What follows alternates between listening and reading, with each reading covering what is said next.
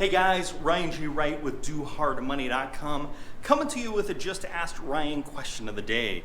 And the question is how to determine if a property is vacant if nobody's living in the house. Well, I thought we'd come into our property room here to have this discussion. Appreciate the question. If you've got a question of the day you'd like to have me answer, all you've got to do is type it in the comments below.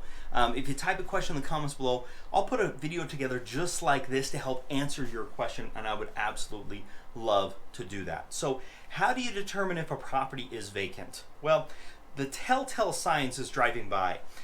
When you drive by the property, if the grass is too long, if there's no blinds and you can see right through the house, if there is snow but no tracks that are going through there, those types of things where you're just looking for abandonment, if there's a bunch of garbage outside, if there's moving boxes, those are the types of things you're looking for. So overgrown vegetation, you can see right through the house, there's no blinds, the mailbox is stuffed full of mail, but nobody's been picking that up. There's a whole bunch of newspapers that are out. I know that's kind of old school, but some people still get newspapers. There are a bunch of those sitting there.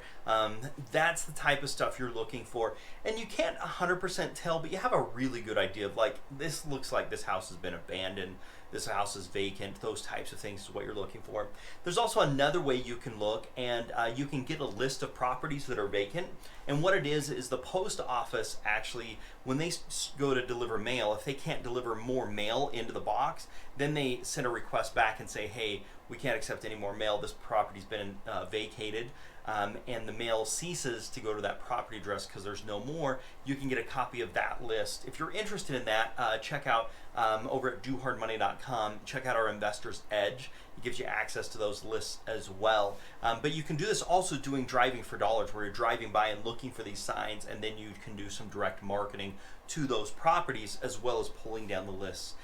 The reason why this is really important is houses are expensive, right? So a vacant house can get vandalized. A vacant house can have problems, a leak or something that could cause issues. A vacant house needs upkeep. It needs the grass cut and those types of things. Or there's going to be zoning violations. So in the end, there's an opportunity. What we like to say as real estate investors is we're looking for motivation.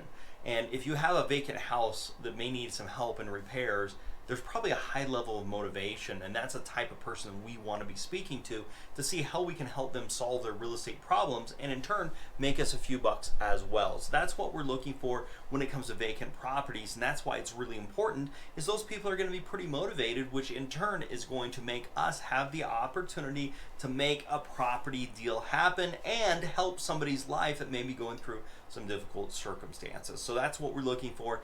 Vacant properties are very important. Whether you're driving for dollars or you're pulling down a list and doing marketing direct to that vacant property list, it's extremely important. It's a great target market that we should be going after. And so some of those signs, again, you're going to want to be looking for is anything that makes you think the property hasn't been to, or somebody hasn't been there in a few weeks, or the property has just been abandoned. It's surprising when you go out driving for dollars how frequently you will see these properties. On average, I see about 30 properties an hour that I'm out driving for dollars. Depending upon your city, it could be less, it could be more, but that gives you kind of an idea. And not all of them are vacant properties, but the properties I'm looking for are also those that are in disrepair. Because at the end of the day, if a property's in disrepair, that owner is going to have to either fix the property up and spend the money, or they're going to have to sell it to an investor. They can't just sell it to a regular home buyer because the lender of the regular home buyer, especially if it's an FHA loan, is going to require the properties in a certain condition or they will not make the loan. They want to make sure it's in an inhabitable condition and there's no issues, because think of it, a lender, Bank of America, Chase, whatever lender you want to say, your credit union, they want to make sure when you buy the property you're not going to spend tens of thousands of dollars more in fixing the property because you probably don't have that because you put all your money in the down payment. They want to make sure things are going to last a long period of time. Now, they don't do a full inspection, but what they do is they have the FHA appraiser just do a visual, say, that looks concerning, I'm in a market which is going to require some additional work or additional inspection to be done to the property. And if the appraiser sees those things, it would prevent the property from being able to be sold in that type of condition. So it would have to be sold to an investor like you and me. So that's why these vacant properties become so important for us as we're dealing with them. If you have enjoyed this content, please hit the thumbs up button. It tells YouTube logarithms I'm doing a great job. It helps promote our channel, which is all about real estate investing, personal finance, and all things real estate. So if you're enjoying that, hit that thumbs up button. I also have another video I think you're really going to enjoy. Check it out on how do I contact an owner of a vacant house. I've got a video on that. I will link that. I'll put it on the screen, and I'll also link it in the comments below. I'll give you a link over to that. Otherwise, if you want some help, if you're interested in real estate investing, you want some software, some tools, and you want some money and support, we have a Find Fund Flip system. You can check it out over at dohardmoney.com, dohardmoney.com. I know you'll enjoy it, so check out that as well. Otherwise, make it a very profitable day, and bye for now.